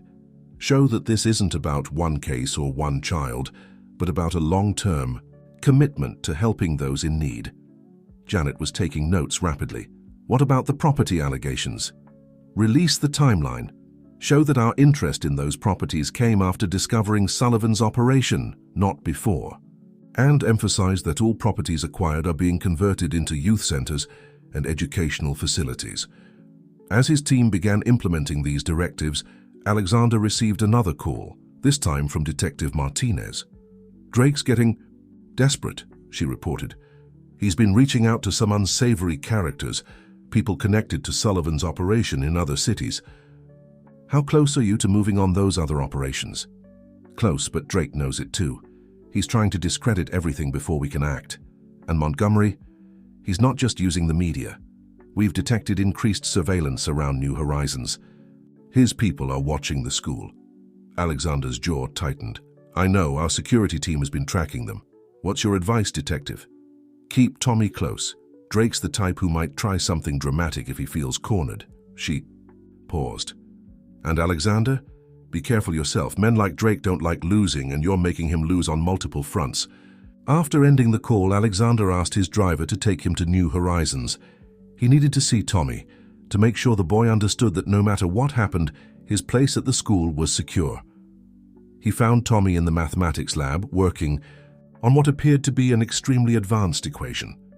The boy looked up as Alexander entered, and his expression confirmed Dr. Collins's warning. He'd heard about the news. "Is it true?" Tommy asked without preamble. "What they're saying about you only helping me to hurt Mr. Drake?" Alexander sat down beside him. "No, it's not true. Remember our first meeting? I didn't know anything about Drake then. I just saw a brave young man who helped someone without expecting anything in return." Tommy nodded slowly. "Some of the other kids were talking about it at lunch. They said," he hesitated, "they said maybe I don't really belong here." Alexander felt a surge of protective anger. "You belong here exactly as much as any other student. Your test scores prove that, your work ethic proves that, and most importantly, your character proves that." The mathematics lab was quiet, except for the soft hum of computers and the distant sounds of students changing classes. Tommy looked down at his equation, then back at Alexander. "I've been working on something," he said, pushing his notebook forward. "Dr. Collins has been teaching me about patterns in complex systems. I think I found something interesting." Alexander examined the equation, impressed by its sophistication. Even with his business background and understanding of mathematics, some of the concepts Tommy was working with were beyond his expertise. "Dr. Collins says it's a new way of looking at chaos theory," Tommy explained, growing animated despite his earlier concerns. "She thinks it might be important." "This is exactly why you belong here," Alexander said firmly. "This kind of thinking, this ability to see patterns others might miss, it's a gift, Tommy, and it deserves to be developed." Their conversation was interrupted by James, who entered with an urgent expression. "Sir, we've got a situation. Drake's people are at the main gate with reporters. They're demanding to speak with you and with Tommy." Alexander stood, his protective instincts kicking in. "Get Mrs. Chen and Dr. Collins. I want Tommy moved to the secure study room we prepared. And contact our media team. It's time to implement our counter-strategy." Tommy gathered his materials quickly, years of street life having taught him to move fast when necessary. But before leaving with Mrs. Chen, he turned to Alexander. "Mr. Montgomery, don't let them make you look bad because of me. Maybe if I just talk to them." "Absolutely not," Alexander said firmly. "You're a child, Tommy, and your privacy will be protected. Let me handle Drake and his reporters." After Tommy was safely away from the commotion, Alexander straightened his tie and headed for the main gate. He could hear the reporters before he saw them, their questions overlapping in a cacophony of accusations and insinuations. Drake stood slightly apart from the media crowd, a smug smile playing at his lips. He was enjoying this, Alexander realized, enjoying the spectacle he'd created. "Mr. Montgomery," one reporter called out, How do you respond to allegations that your charitable works are a cover for corporate espionage? Alexander raised his hand for silence, and something in his demeanor made the crowd quiet down. I'll make a statement and then I'll take questions. But first, let me be very clear. Any attempt to involve the children at this school in your story will be met with immediate legal action. These students deserve their privacy and the chance to learn without interference. He proceeded to outline the Montgomery Foundation's long history of educational initiatives, producing documentation that showed their commitment to at-risk youth predated any knowledge of Drake's business interests by years. As for the specific allegations, he continued, I find it interesting that Mr. Drake is so concerned about corporate manipulation when his own connection to various exploitative operations is about to become public knowledge. Drake's smile faltered slightly. Careful, Montgomery. You're walking a dangerous line. No, Drake, you walked that line when you decided to use children as pawns in your business ventures. Alexander nodded to Janet, who began distributing packets to the reporters, carefully vetted evidence of Drake's connections to Sullivan and similar operations in other cities. The reporters' attention shifted rapidly as they began scanning the documents. Drake's face darkened as he realized his media offensive was backfiring. This isn't over, Montgomery, he growled, low enough that only Alexander could hear. You have no idea what you're dealing with.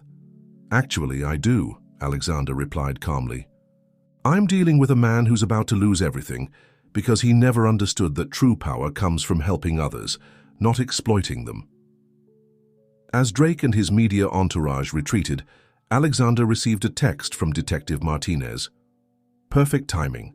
We just got the go-ahead for coordinated raids on similar operations in 3 other cities, all connected to Drake.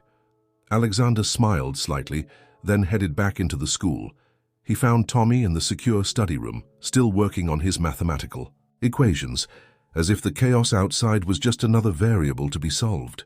Everything okay? Tommy asked, looking up from his work. Everything's fine, Alexander assured him. In fact, I think things are about to get much better. How about we take a break and get some lunch? I hear the cafeteria has chocolate milk today. Tommy's face lit up, and as they walked to the cafeteria, Alexander noticed that the boy's steps were lighter, more confident. Despite Drake's attempts to create chaos, Tommy was finding his place at New Horizons, growing stronger and more assured each day. The coordinated raids on Drake's operations in other cities made headlines across the country. Alexander watched the news coverage from his office, noting how quickly the narrative was shifting. What had started as Drake's attempt to discredit him had transformed into a nationwide expose of corporate corruption and exploitation. The DA's office is moving forward with additional charges against Drake, Detective Martinez reported during their morning briefing. The evidence from the other cities is overwhelming. But, Alexander prompted, recognizing the concern in her voice. Drake's disappeared. His usual haunts, his office, his home, all empty. His accounts are being drained through various offshore channels. Our financial crimes unit is tracking the movements, but he's always been good at hiding money. Alexander leaned back in his chair, processing this information. A desperate Drake was a dangerous Drake, and he had a sinking feeling about what his rival might do next. His phone buzzed with a text from James. Security alert at New Horizons. Unknown vehicle circling. Campus taking precautions? I need to go, Alexander told Martinez, already standing. Keep me updated on Drake's financial movements. And Detective, thank you for everything. The drive to New Horizons was tense, with Alexander coordinating security measures through his earpiece. Where's Tommy? He asked. In advanced mathematics, with Dr. Collins, James reported. We've increased security around that building without making it obvious. Mrs. Chen is there too. When Alexander arrived, he found the campus apparently calm, with students moving between classes as usual. But he could see his security team's subtle presence, an extra guard by the gate, cameras actively tracking movement, staff members strategically positioned around the grounds. Dr. Collins met him outside the mathematics building. Tommy's fine, she assured him. In fact, he's just made a breakthrough in his chaos theory project, but... She hesitated. What is it? He knows something's wrong. He's too perceptive not to notice the increased security. And some of the other students have been talking about the news coverage of the raids. Alexander nodded. I need to speak with him. They found Tommy in the advanced mathematics lab, surrounded by complex equations written on multiple whiteboards. Despite the tension of the situation, Alexander couldn't help but smile at the sight. The boy was in his element here, his mind engaged with concepts that would challenge most adults. Mr. Montgomery, Tommy said, looking up. You didn't have to check on me. I'm okay. I know you are, Alexander replied, sitting down beside him. But I wanted to see this breakthrough Dr. Collins mentioned. Tommy's face lit up as he began explaining his mathematical discovery. Alexander followed as best he could, impressed not just by the complexity of the work, but by how clearly Tommy could explain it. The patterns, Tommy was saying, they're like what happened on the streets. Everything looks chaotic at first, but there are rules underneath. You just have to know how to look for them. Alexander was struck by the wisdom in those words. That's quite insightful, Tommy. Speaking of patterns, I need to tell you something. He explained about Drake's disappearance and the potential threat, being careful to balance honesty with reassurance. Tommy listened intently, his expression thoughtful. He's going to try something, Tommy said finally. That's what Sullivan always did when he felt trapped, something big and dramatic. You're probably right, Alexander acknowledged, which is why we've increased security. I want you to stay close to Mrs. Chen or Dr. Collins, okay? Tommy nodded, then asked quietly, Are the other kids safe? The ones from Sullivan's operation who came here? They're all being protected, Alexander assured him. We've increased security for everyone. A knock at the door interrupted them. James entered, his expression urgent. Sir, we've got movement. Drake's been spotted nearby and he's not alone. Some of Sullivan's former associates are with him. Alexander stood, his mind racing through contingencies. Implement Protocol Alpha. I want all students moved to secure locations. Now. As Mrs. Chen arrived to escort Tommy to one of the designated safe rooms, the boy turned to Alexander. Be careful, he said. Drake's like Sullivan. He doesn't care who gets hurt as long as he wins. Alexander squeezed Tommy's shoulder reassuringly. Sometimes winning isn't about what you gain, but what you protect. You taught me that. After Tommy was safely away with Mrs. Chen, Alexander turned to James. Tell me everything. Where exactly was Drake spotted and who's with him? The security chief pulled up surveillance footage on his tablet, showing Drake and 3 men in a black SUV parked 2 blocks from the school. They've been watching the campus for the past hour. Local police have been notified, and Detective Martinez is on her way. Alexander studied the footage, noting how Drake seemed agitated, gesturing emphatically as he spoke to his companions. He's desperate, Alexander observed. All his careful plans are falling apart and he's about to do something reckless. Should we evacuate the school? No, Alexander decided. That's probably what he wants. Chaos and confusion he can exploit. Instead, we'll bring the fight to him, but on our terms. Alexander stood at the school's main gate, watching as Drake's black SUV finally pulled up to the curb. His security team was strategically positioned around the campus, and Detective Martinez's unmarked police vehicles were hidden just out. Off sight, everything was in place. Drake emerged from the SUV looking disheveled, a far cry from his usual polished appearance. His companions, rough-looking men Alexander recognized from Sullivan's operation, flanked him like bodyguards. It's over, Drake, Alexander called out. The police have all the evidence they need. Running only makes things worse. Drake's laugh was bitter. Over? You think you've won because you exposed a few operations? I built my empire on being smarter than people like you, Montgomery. On seeing opportunities others missed. Opportunities? Alexander's voice was sharp. Is that what you call exploiting children, using their desperation for your profit? Don't act so righteous, Drake spat. You're no different, taking in that street rat to make yourself look good, to give your charitable foundation some publicity. At least I'm honest about my motives. Alexander felt his anger rise but kept his voice steady. You're wrong about Tommy and about me, but more importantly, you're wrong about what real success looks like. It's not about exploitation or power over others. It's about making a positive difference in the world. Drake's expression twisted. Spare me the moral lecture.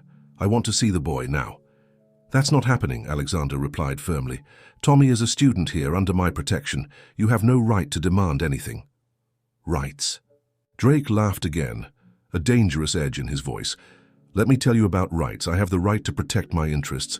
I have the right to deal with threats to my business. And right now, that boy is a threat. As if on cue, Drake's companions began spreading out, moving toward the gate. Alexander stood his ground, even as James and other security team members tensed for action. Think carefully about your next move, Alexander warned. The police are already on their way. Whatever you're planning, it won't work. The police? Drake sneered. By the time they get here, we'll be gone. Hand your precious project, the boy, the school, your reputation, it'll all be in ruins. Suddenly, a young voice called out from behind Alexander, You're wrong about the patterns. Everyone turned to see Tommy standing there, accompanied by Dr. Collins. Despite Alexander's alarm at seeing him outside the safe room, Tommy's expression was calm, almost analytical. What are you talking about? Drake demanded. The patterns, Tommy repeated. In mathematics, in chaos theory, everything has a pattern if you know how to look, even people. And your pattern, he pointed at Drake, it's all about fear, making people afraid so you can control them. Drake's face reddened. You dare! But fear has a weakness, Tommy continued, his voice growing stronger. It stops working once people stop being afraid. That's what Mr. Montgomery taught me. Not with words, but by showing me that there are good people who will stand up. To people like you. As if in response to Tommy's words, police sirens suddenly filled the air. Detective Martinez's teams emerged from their hiding spots, quickly surrounding Drake and his men. The would-be attackers found themselves trapped, their dramatic plans dissolving in the face of careful preparation. Vincent Drake, Martinez announced, stepping forward with handcuffs. You're under arrest for conspiracy, exploitation of minors, and numerous financial crimes. Your associates in other cities are already in custody, and we have your offshore accounts frozen. As Drake was led away, his face a mask of impotent rage, Alexander turned to Tommy. You should have stayed in the safe room. Tommy shrugged. I watched from the window. I saw the pattern forming, how everyone was positioned, how you were keeping him talking. It was like a complex equation, and I could see the solution. Alexander couldn't help but smile. You're going to be quite the mathematician one day. Maybe, Tommy agreed. But first, can we get lunch? All this excitement made me hungry. Looking at the boy who had grown so much from their first meeting, Alexander felt a profound sense of pride. Tommy had not only survived his difficult past, but was using those experiences to understand the world in unique ways. His mathematical genius was impressive, but his emotional intelligence and courage were truly remarkable. As they walked back toward the school building, students began emerging from their secure locations. Alexander watched as several of them approached Tommy, asking if he was okay, showing genuine concern. The boy, who had once been alone on the streets, was now part of a community that cared about him. Mr. Montgomery? Tommy asked as they reached the school entrance. What happens now? Now, Alexander smiled.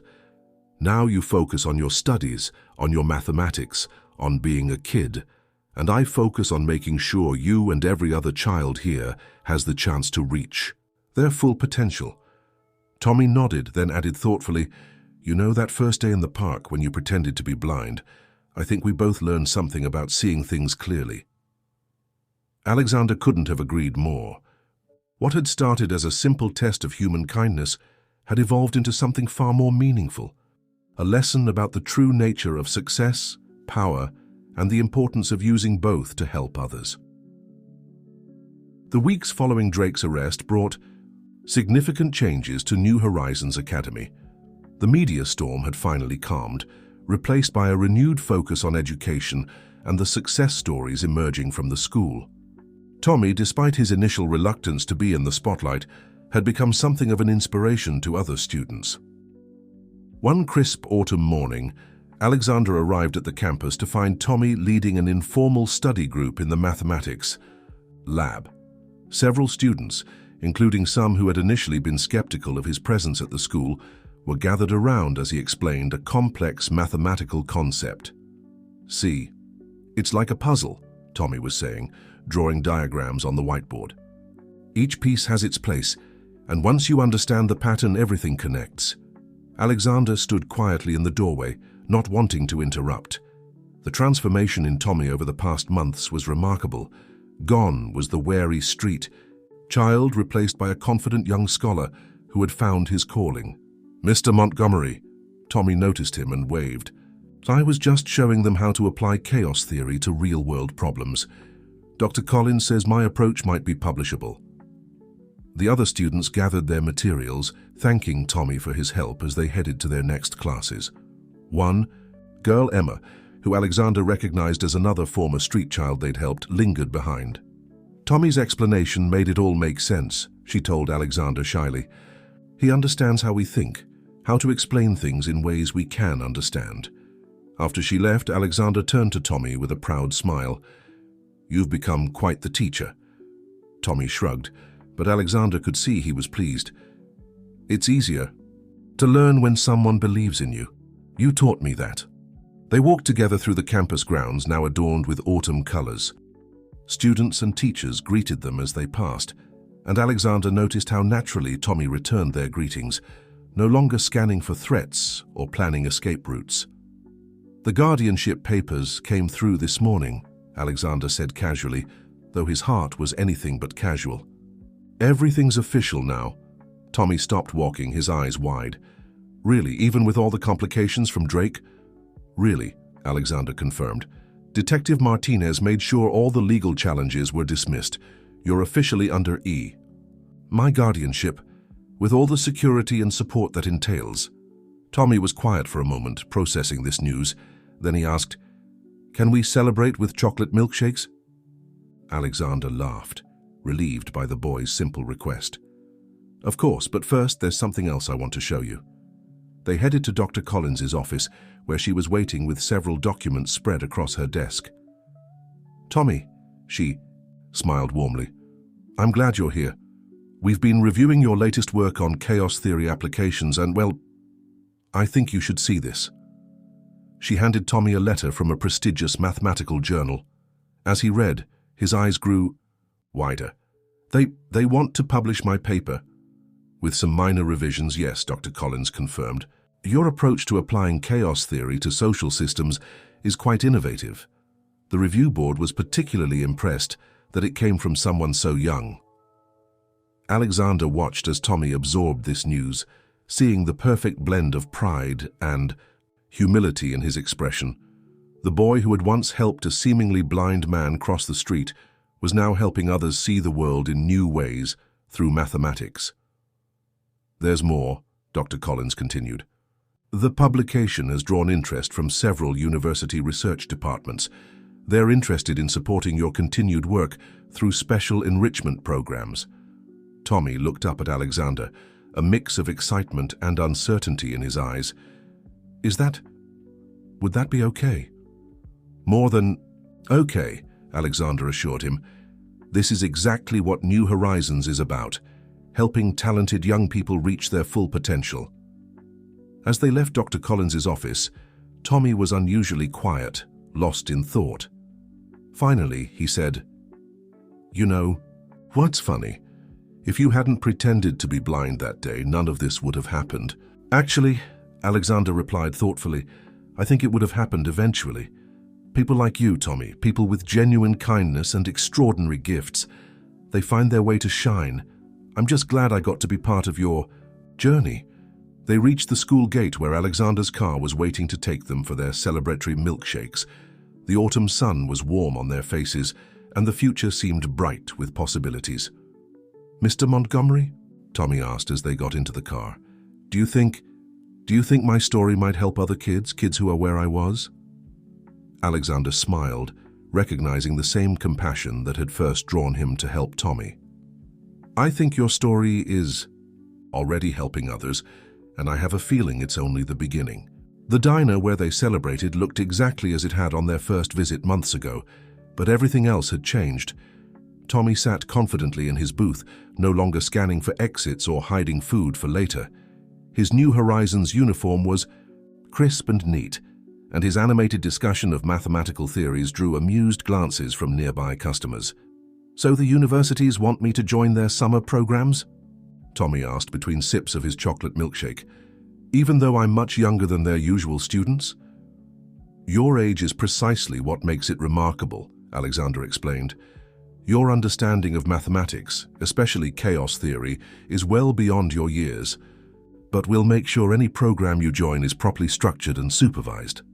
Tommy nodded, then grew serious. "I've been thinking about something, about how to help other kids like me."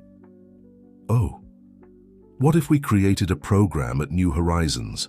Not just for math, but for helping new students adjust. Kids from the street, they think differently. They see patterns others miss because they had to survive by noticing things.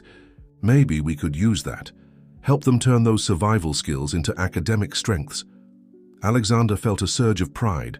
Here was Tommy, not just succeeding himself, but looking for ways to help others succeed too. "I think that's an excellent idea. Why don't we discuss it with Dr. Collins?" As they finished their milkshakes, Alexander's phone buzzed with a message from Detective Martinez. Drake's trial date set. Evidence from all cities being consolidated. Sullivan cooperating fully. "Now, thought you'd want to know." Tommy noticed Alexander's expression. "Is it about Drake?" "Yes," Alexander admitted. "His trial is being scheduled." Will I have to testify?" "No," Alexander assured him firmly. "The evidence they have doesn't require your testimony. Your job is to focus on your studies and your future." Tommy seemed relieved, but then asked thoughtfully, "Do you think Drake ever had someone help him like you helped me?" "That's an interesting question," Alexander replied. "Sometimes people who haven't experienced kindness have trouble recognizing its value. Like how I almost kept your wallet that first day," Tommy mused. "But then I thought about how it would feel if someone took something from me and I couldn't do it." Exactly. Empathy, understanding how others feel, is just as important as intelligence, maybe even more important. They left the diner and decided to walk for a while, enjoying the autumn afternoon. Their path took them near the park where they'd first met, and by mutual agreement, they stopped to sit on a bench, the same bench where Alexander had begun his experiment in human kindness. "Everything looks different now," Tommy observed, watching people pass by. "But also the same. Does that make sense?" "Perfect sense," Alexander replied. "Like your chaos theory. Patterns within changes, changes within patterns." A young woman hurried past their bench, struggling with several heavy shopping bags. Without hesitation, Tommy stood up. "Excuse me, ma'am, would you like some help with those bags?" Alexander watched as Tommy helped the woman carry her bags to her car, refusing her offer of payment with a polite smile. When he returned to the bench, Alexander said, "You know, that's exactly how our story began, with an act of kindness. But this time I wasn't expecting anything in return," Tommy pointed out. "I just wanted to help. And that's the most important lesson of all," Alexander smiled. "True kindness isn't about what you might get back, it's about what you can give." They sat in comfortable silence for a while, watching the world go. By children played nearby, business people hurried past with their phones, and somewhere in the distance, a street musician played a hopeful melody. "Mr. Montgomery," Tommy said finally, "thank you. Not just for everything you've done for me, but for teaching me that it's okay to trust sometimes, that not everyone who offers help has a hidden agenda." Alexander felt his heart swell. "Thank you, Tommy, for reminding me what real success looks like. It's not about buildings or bank accounts. It's about the lives we touch and the positive changes we help create." As they stood to leave, Tommy took one last look around the park. "You know what would be really interesting?" he said with a grin. "Applying chaos theory to analyze how one small act of kindness can create huge changes in people's lives, like a mathematical proof of hope." Alexander laughed. "Now that sounds like a research paper I'd love to read." They walked back to the car, guardian and ward, teacher and student, each having learned invaluable lessons from the other. The sun was setting behind the city skyline, painting the world in warm colors and long shadows. But unlike that first day in the park, no shadows of fear or distrust darkened their path forward. Spring arrived at New Horizons Academy with a burst of new energy. The campus grounds bloomed with fresh flowers, mirroring the growth and transformation happening within its walls. The mathematics lab, once just a room of equations and computers, had become a vibrant center of learning and collaboration, largely thanks to Tommy's influence. The peer support program is really making a difference, Dr. Collins reported during her monthly meeting with Alexander. Tommy's idea of using students' street-learned pattern recognition skills as a bridge to academic understanding has been remarkably successful. Alexander watched through the window as Tommy worked with a group of new students, all former street children who had been rescued from situations similar to his own. The boy who had once helped a stranger cross the street was now helping others cross the bridge to a better future. His latest paper on applying chaos theory to social support systems has caught the attention of several major universities, Dr. Collins continued. They're talking about developing it into a full-scale research project. And how is he handling all the attention? Alexander asked, though he already knew the answer from their daily interactions. With remarkable humility, Dr. Collins smiled. He's more interested in helping other students succeed than in his own accolades. Yesterday, he turned down an interview with a major science magazine because it conflicted with his tutoring schedule. Their discussion was interrupted by a knock at the door. Tommy entered, followed by Emma and two other students. "Mr. Montgomery, could we show you something?" The students spread out a large diagram on Dr. Collins's desk. It was an intricate, mathematical model filled with complex equations and flowing patterns. "We've been working on expanding my chaos theory application," Tommy explained excitedly. Emma had the idea to incorporate psychological factors into the mathematical patterns. "We think it could help predict which support methods would work best for different students." Alexander studied the diagram, impressed not just by its mathematical sophistication, but by what it represented: collaboration, innovation, and most importantly, students helping students. "Dr. Collins thinks we might be able to present it at the National Youth Mathematics Conference," Emma added shyly. "Tommy's been helping us prepare." After the students left to continue their work, Alexander turned to Dr. Collins. "When I started that experiment in the park, I never imagined it would lead to this." "Sometimes the greatest discoveries come from the simplest beginnings," she replied. "Speaking of which, have you told Tommy about the expansion plans?" Alexander shook his head. "Not yet. I wanted to wait until everything was finalized." The plans she referred to were ambitious: 3 new campuses of New Horizons Academy, each designed to serve communities with high populations of at-risk youth. The Montgomery Foundation had already secured the funding and locations, and construction would begin in the summer. "You should tell him," Dr. Collins urged. "After all, his success here helped convince the board to approve the expansion." Later that afternoon, Alexander found Tommy in his favorite spot, a quiet corner of the mathematics lab, where he could see both the complex equations on the boards and the blooming spring gardens through the window.